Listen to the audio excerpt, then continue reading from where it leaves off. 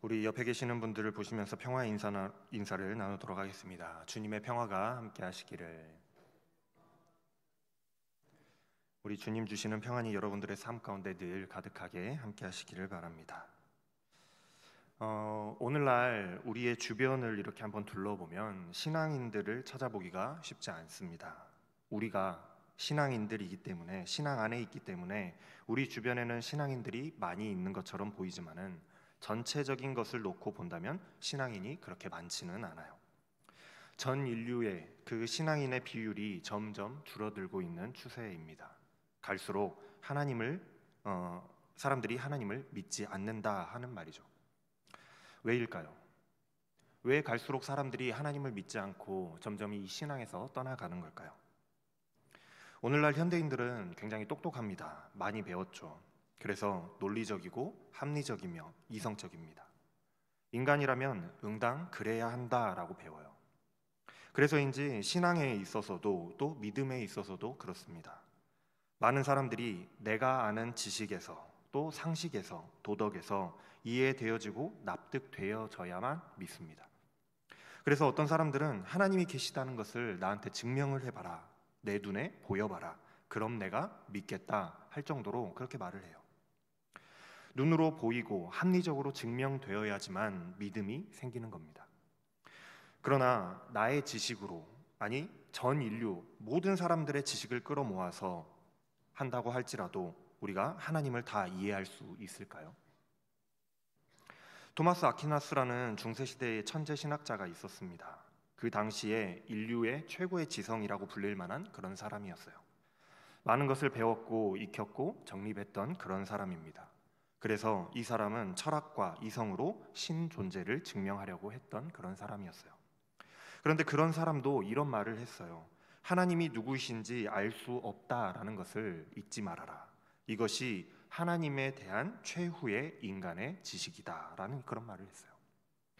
인간의 지식으로, 인간의 발전된 점점 알아가고 있는 이 과학으로 또 나의 경험으로 하나님을 다 이해할 수 있다라고 한다면, 과연 그런 하나님이라고 한다면 그런 하나님이 과연 하나님일까요?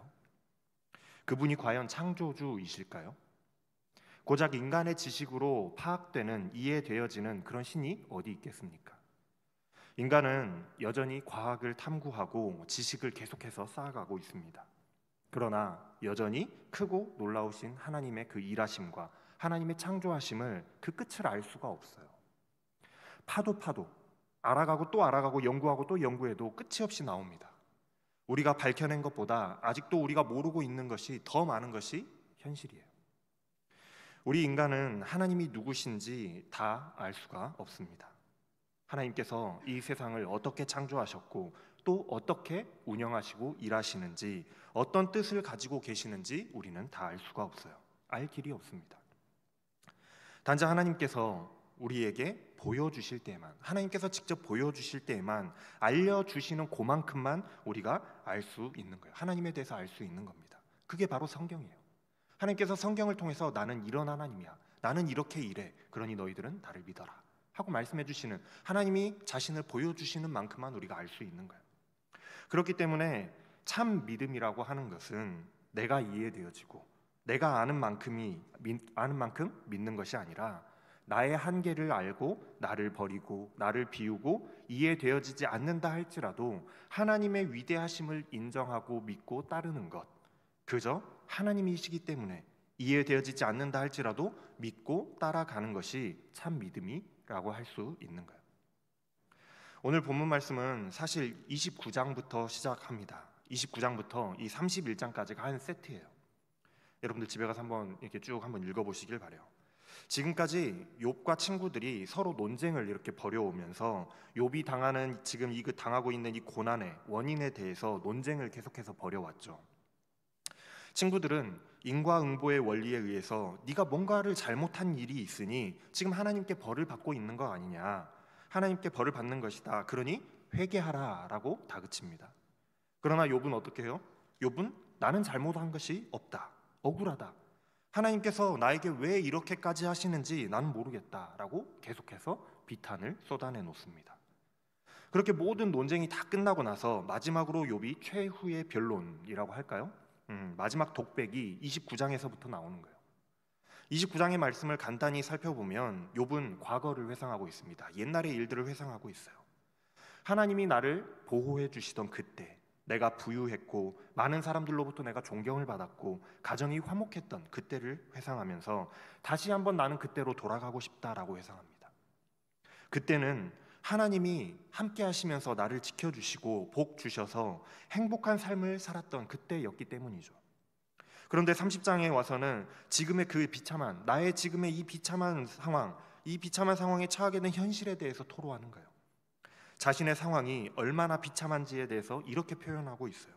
내 양떼를, 내가 부유했을 때 내 양떼를 지키던 개만도 못한 그런 정말로 쓸모없던 자들이 있는데 그런 자들의 자식들까지도 나를 조롱한다.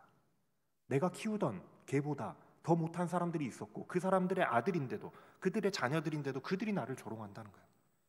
이전에는 모든 사람들로부터 존경받는 욥이었습니다.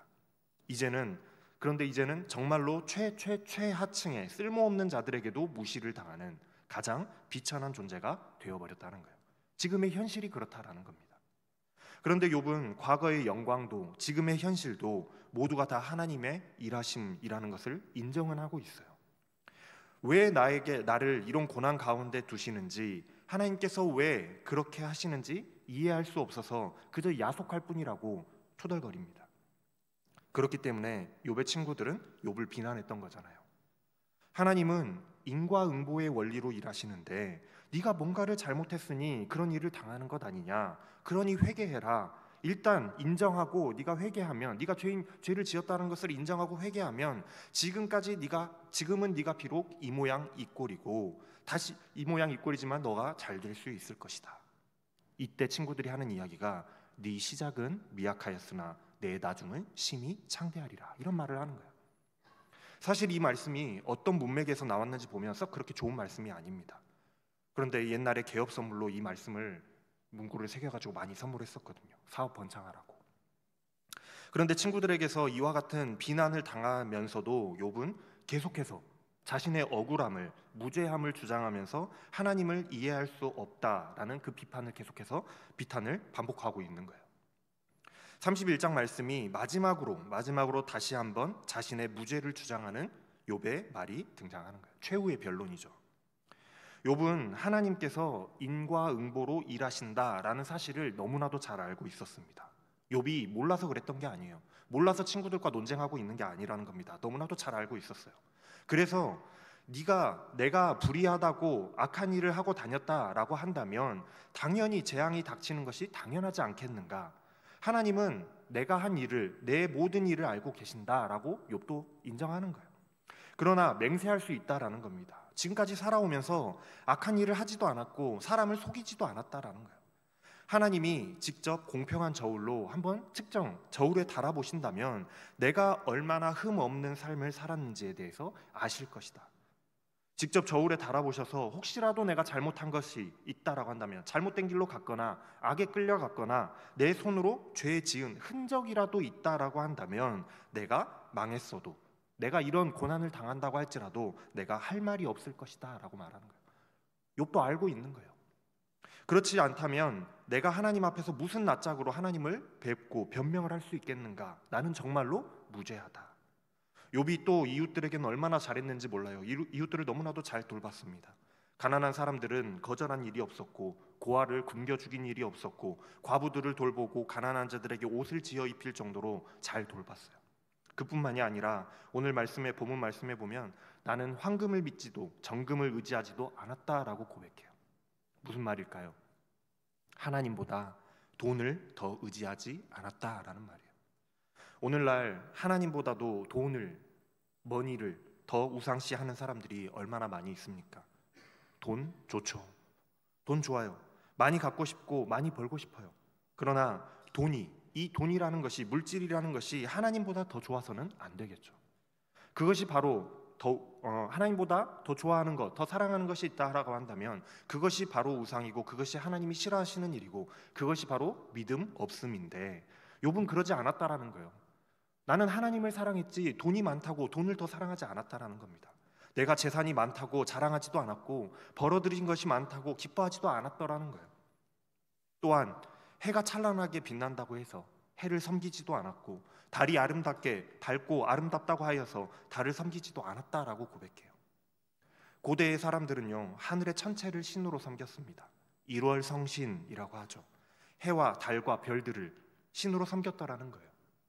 그래서 밝게 빛나는 하늘의 그 천체들을 보고 그 장엄함과 아름다움에 반하여서 그것에게 절하거나 그것에게 경배한다는 표시로 자기 손에다가 입을 맞추는 행동들을 했던 것 같아요. 옛날 사람들은 그랬다라는 겁니다.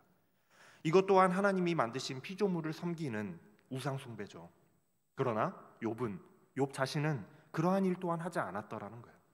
그렇게 하나님 외에 다른 것을 섬기는 것이 하나님을 배반하는 것이고 하나님 앞에서 재판에 회부될 죄악이라는 것을, 그렇게 되면 사형을 받아도 마땅한 것이라는 것을 잘 알기 때문에 그렇게 하지 않았다라는 거예요. 또한 내 원수가 고통을 받는 것을 보고 기뻐한 적도 없고 원수가 재난을 당할 때에 기뻐하지도 않았고 원수가 죽기를 바라면서 기도하는 그런 죄를 범한 적도 없다라고 고백해요. 내 원수라고 한다면 그들의 고통과 재난을 기뻐하고 잘됐다, 즐거워할 만도 한데 그들이 잘못되기를 기도할 만도 한데 그런 마음조차도 갖지 않았다라고 고백합니다. 그러니까 자기는 무죄하다라는 거예요. 뿐만 아니라 언제나 나그네를 기꺼이 영접해드리고 그들이 길에서 자도록 그냥 내버려 두지도 않았고 집을 열어서 그들에게 잠자리를 내어주고 후히 대접해줬다라는 거예요. 다른 사람들은 다들 자기의 죄를 감추려고 노력할 때에 나는 내 허물을 감추려고 하지 않았고 오히려 그런 일이 있다면 스스로 고백하고 죄를 뉘우쳤다는 겁니다. 왜 영화나 드라마에서 보면 그런 일들 많이 등장하죠. 조그만한 죄를 감추기 위해서 점점 더 큰 죄를 저지르게 되고 그러다가 결국에 사람을 죽이게 되는 그런 스토리가 많이 나오잖아요. 그런데 욥은 그러지 않았더라는 거예요. 욥이 주장하는 바는 바로 그겁니다. 나는 무죄하다라는 거예요. 그런데 왜 하나님께서 나를 이해할 수도 없는 이런 고난 가운데 나를 쳐 넣으시냐는 거죠. 너희가 이야기하듯이, 친구들이 이야기하듯이 하나님께서 인과응보로 심판하신다는 것을 나는 너무나도 잘 알고 있고 그런 하나님을 너무나도 두려워하기 때문에 나는 죄를 짓지 않으려고 했고 그렇게 살았다라는 거예요. 오히려 이웃들을 보살피고 선하게 살았고 살았는데 그런데도 도대체 왜 이러한 일들이, 이러한 고난들이, 이유를 알 수 없고 까닭을 알 수 없는 고난들이 나에게 생겨나는지에 대해서 나는 도저히 이해할 수가 없고 답답하기만 하다. 그런데도 내 변명을 들어주는 사람들이 없다라는 거예요. 맹세하건대 나는 사실대로 말했다. 이제 더 이상 할 말이 없어. 더 이상 할 말이 없다. 이제는 하나님께서 직접 대답해 주시는 그 말씀을 내가 듣고 싶다. 욥은 지금까지 계속해서 말해왔어요. 나는 무죄하다고. 그래서 하나님을 이해할 수 없다고. 하나님께서 왜 그렇게 하시는지 나는 도저히 납득이 안 된다라고 욥은 계속해서 주장하고 있습니다. 그러니 하나님이 직접 한번 말씀해 보십시오 하고 때로는 하소연하듯이 때로는 따져 묻듯이 하나님께 요청하고 있어요. 욥이 얼마나 자신의 무죄함에 자신이 있었으면 오늘 말씀 35절 하반부에 이렇게 말합니다. 내 원수가 나를 고발하였다라고 한다면 뭐라고 고발했는지 그 고소장 좀 봤으면 좋겠다. 내가 저지른 죄를 기록한 그 고소장, 내 죄가 적혀있는 그 고소장을 봤으면 좋겠다. 만약에 내가 그럴 수만 있다면, 내가 볼 수만 있다면, 그것이 있다라고 한다면 내가 그거를 내 어깨에다 메고 다니고 왕관처럼 내가 쓰고 다니겠다. 이게 무슨 말이냐면 누가 나를 고소했다라고 한다면 그 고소장을요 내 몸에다 이렇게 붙이고 다니겠다는 거예요. 누가 나 이렇게 고소했어요. 저 이런 죄 지었다고 고소당했습니다 하고 붙이고 다니겠다는 거예요. 그 뭐 좋은 거라고 붙이고 다니겠습니까? 그걸 머리에다가 뭐 좋다고 쓰고 다니겠어요? 모든 사람들이 다 볼 수 있도록 내가 그렇게까지라도 하겠다. 나 그만큼 자신 있다라는 거예요. 욥은 자신의 모든 삶과 걸음을 하나님 앞에 낱낱이 다 말씀드리고 떳떳하게 그 앞에 설 수 있다라고 자신해요. 그리고는 마지막으로 내가 가꾼 땅이 훔친 것이거나 땅의 주인에게서 내가 부당하게 빼앗은 것이라면 땅에서 나는 소산을 공짜로 먹으면서 기른 농부를 굶겨 죽였다면 내가 그렇게 악한 사람이라고 한다면 내가 그런 죄를 지었다라고 한다면 내 밭에서는 밀 대신에 가시나무가 나고 보리 대신에 독보리, 잡초가 나는 것이 당연하다. 나는 그것을 기꺼이 받아들이겠다라고 마지막 말합니다. 하나님께서 인과응보로 하시겠다라고 한다면 난 그거 기꺼이 받아들일 준비가 되어 있다라는 거예요. 하나님 앞에서 나를 고발하는 고발장을 들고 당당히 서서 재판을 받고 싶다. 나는 무죄하다. 만약 내가 정말로 심지도 않은 데서 거두는 그런 나쁜 사람이었다라고 한다면 그 벌을 내가 기꺼이 받겠다. 이렇게 욥의 최후의 변론이 끝이 나는 거예요. 오늘 본문 말씀 40절의 마지막에 욥이 이렇게 말합니다. 그 말씀이 이렇게 말합니다. 욥의 말이 그치니라. 욥의 말이 그쳤다라는 말의 의미는 욥이 더 이상 변론할 것이 없이 자기가 하고 싶은 말을 다 했다, 다 마쳤다라는 말이에요. 그러면서 이제 욥의 말이 그쳤다라는 또 말의 의미는 욥이 말을 다 했다라는 것은 결국에는 하나님의 등판을 알리는 의미이기도 합니다. 왜 법정을 소재로 한 드라마나 영화를 보면 그렇잖아요. 검사나 변호사가 증인을 신문하고 그 신문을 마치고 나면 어떻게 말해요? 이렇게 말하지 않나요? 존경하는 재판장님, 이상입니다 하고 말하잖아요. 이제 내가 할 말을 다 마쳤으니 상대에게 이제는 공을 넘기는 거예요. 검사가 신문을 했다라고 한다면 이제 변호사에게 공을 넘기는 것이고, 변호인이 변호를 했다라고 한다면 이제 검사에게 그걸 바톤을 넘기는 것이죠. 욥은 자신의 변론을 다 마치고 나서 이제 하나님께 공을 넘기고 있습니다. 이제 이 변론은 나는 내가 할 말을, 내가 해야 될 변론을 다 마쳤으니 하나님 이제 좀 말씀해 보십시오. 이제 이 변론을 끝으로 더 이상 욥이 말을 하지를 않아요. 그리고 이제 정말로 하나님께서 이 뒤에는 등판하십니다. 그건 이제 다음 주에 나올 말씀이거든요. 다음 주를 기대하세요. 욥기의 주제가 여러분들에게 뭐라고 말씀을 드렸었나요? 기억하시나요? 욥기의 주제, 하나님께서는 욥에게 그리고 또한 욥기를 통해서 우리에게 까닭없는 믿음을 원하신다라고 말씀을 드렸어요. 까닭없는 믿음, 그것이 욥기의 주제다라고 말씀을 드렸죠. 그러나 우리의 믿음은 어떠한가요? 아직도 사단이 주장하는 바와 같이 give and take, 하나님이 무언가를 주실 것을 기대하는 신앙에 머물고 있지는 않습니까? 또는 욥의 친구들이 주장하는 바와 같이 인과응보의 원리로 돌아가는 내가 이해 가능해야지만 믿어지는 신앙에 머물고 있지는 않으신가요? 욥은 분명히 의인이었지만, 믿음의 사람이었지만, 인과응보의 신앙, 내가 이해되어져야지만 믿어지는 그 신앙에서 신앙을 넘어서서 하나님의 뜻을 이해하지는 못하고 있어요. 비록 하나님의 뜻을 이해할 수 없다라고 할지라도 하나님을 전적으로 신뢰할 수 있는 그런 까닭 없는 신앙으로 나아가지 못하고 있다라는 거예요. 그 결과가 뭡니까? 욥의 비탄이잖아요. 계속해서 하나님께, 하나님 저는 이해가 안 됩니다. 저는 이렇게 인과응보에 따르면은 저는 죄를 지은 적도 없고 정말 무죄하게 살아왔는데 왜 저한테 이러십니까? 라고 하나님께 비탄을 쏟아내놓고 있잖아요. 욥은 하나님의 뜻을 이해할 수 없어서 너무 답답해해요. 인과응보로 따지면 절대로 나에게 이런 일이 일어나서도 안 되고 일어날 수 없다라고, 이해할 수 없다라고 하나님께 비탄을 쏟아내놓고 있는 거예요. 욥이 믿음이 없는 사람이 아니었습니다. 믿음이 대단한 사람이었어요. 아마 우리 중에 욥과 같은 믿음을 가진 사람이 몇 없을걸요. 과거에 인도하셨던 하나님, 그러나 지금 또 고난 중에 밀어넣으신 하나님, 이 모든 것이 하나님의 일하심이라는 사실을 알고 인정은 하고 있어요. 하지만 그럼에도 불구하고 하나님이 하시는 일이 이해가 되지 않는 겁니다. 그래서 하나님을 붙들고 씨름해요. 하나님의 뜻을 이해할 수 없음을 받아들이고 믿음으로 순종하는 것이 아니라 하나님을 붙들고 씨름을 한다고요. 하나님 이거 왜 이러는 겁니까? 때로는 원망하고, 때로는 화를 내기도 하고, 때로는 짜증을 내기도 하면서 원인을 알 수 없기 때문에 나는 납득하지 못하겠다고 하나님을 원망하듯이 씨름하는 것 아니겠어요? 우리의 모습도 이와 같지 않습니까? 이러한 욥의 믿음이 나쁜 믿음이다, 우리의 믿음이 잘못되었다라는 말씀을 드리는 게 아니에요.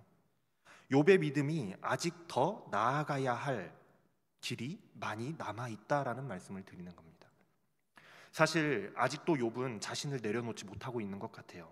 내 생각, 내 지식, 내 상식에 따라서 하나님이 이해되어져야 하고 믿어질 수 있어야 한다라고 자신을 내려놓지 못하고 있다라는 것이죠. 내가 인간으로서 하나님을 다 이해할 수 없다라는 그 사실을 인정하지 못해요. 까닭없는 믿음, 즉 어떠한 상황에서도 어떠한 일이 있더라도 하나님을 믿고 신뢰할 수 있다라는 것은 어쩌면 전적인 자기 부인, 나를 포기하고 나를 내려놓는 것일지도 모릅니다. 나의 한계를 인정하지 않으면 하나님의 위대하심을 인정할 수 없기 때문에 그래요. 아퀴나스의 말을 빌리자면 욥은 아직 인간이 가질 수 있는 최고의 지식을 얻지 못한 사람인 거예요. 하나님을 다 이해할 수 없다라는 그 인간의 최고의 지식을 얻지 못했다라는 겁니다. 하나님의 일하심에는 인과 응보, 또 원인과 결과, 또 잘잘못이라는 우리가 이해 가능한 원리만이 있는 것이 아니에요. 오직 하나님이 알고 계시는 하나님의 뜻이 있죠. 사랑하는 여러분, 하나님께서는 욥기를 통해서 까닭 없는 믿음을 우리에게 요구하시는 거예요. 그러나 분명 욥은 믿음의 사람이요 의인이지만 딱 그 수준만큼의 우등생이었던 것과 같아요. 그 수준에서의 우등생이인 거예요.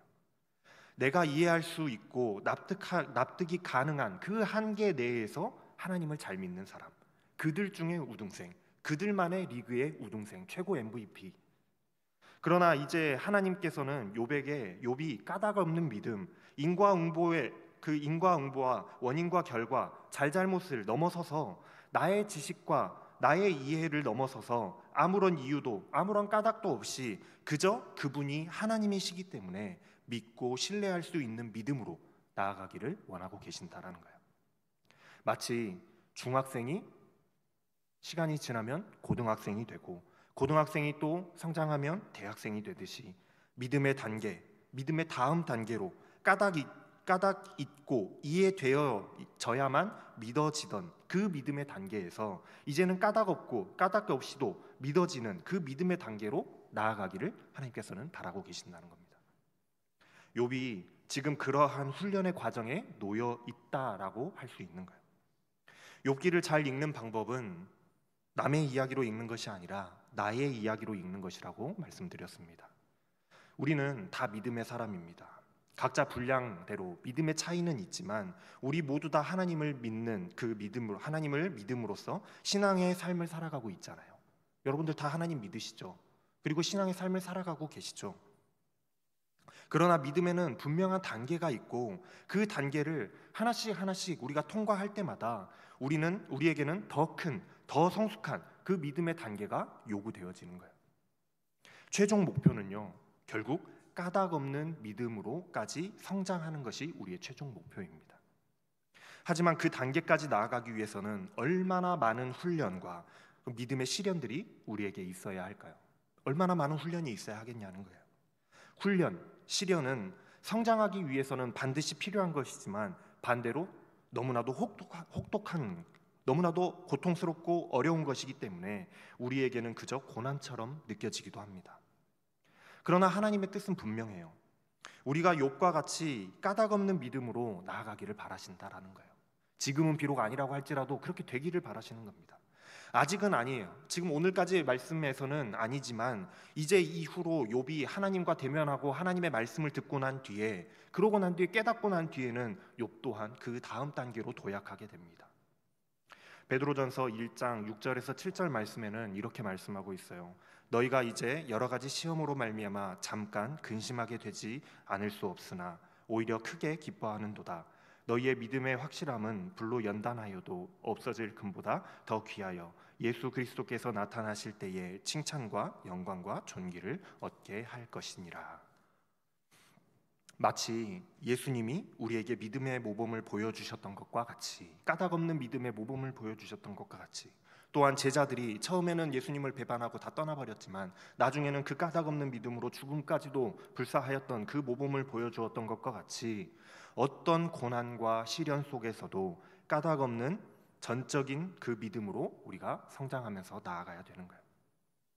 이제 욥은 자신의 그 영광스러웠던 옛날의 과거, 또 지금 비참한 지금의 현실, 그러나 그 무죄함에 대해서 변론하는 그 변론을 이제는 다 끝마쳤습니다.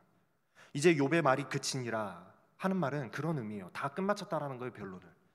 욥의 모든 주장은 끝이 났음을 의미합니다. 그렇다는 것은 이제 이 사건의, 이 일의 또 다른 당사자인 하나님께서 등판하실 때가 되었다는 거죠. 다음 주 말씀을 조금만 맛배기로 스포를 해드리면 하나님께서 욥에게 나타나서 말씀하세요. 대뜸 나타나셔서 하나님께서 제일 처음 하시는 말씀이 네가 누구이기에 무지하고 헛된 말로 내 지혜를 의심하느냐 하고 말씀하세요. 나타나신 하나님의 첫 번째 말씀이 그거예요. 네가 너의 무지한 그 헛된 말로 왜 내 지혜를 의심하느냐라는 거예요. 인간이 아무리 지혜롭고 아무리 뛰어나다라고 할지라도, 아무리 천재라고 할지라도 어찌 만물의 창조하신 하나님만 하겠습니까? 인간의 작은 지혜로는 하나님의 무한한 지혜를 다 이해할 수 없어요. 아무리 이해하려 해도 그 무한한 지혜를 우리가 따라갈 길이 없습니다.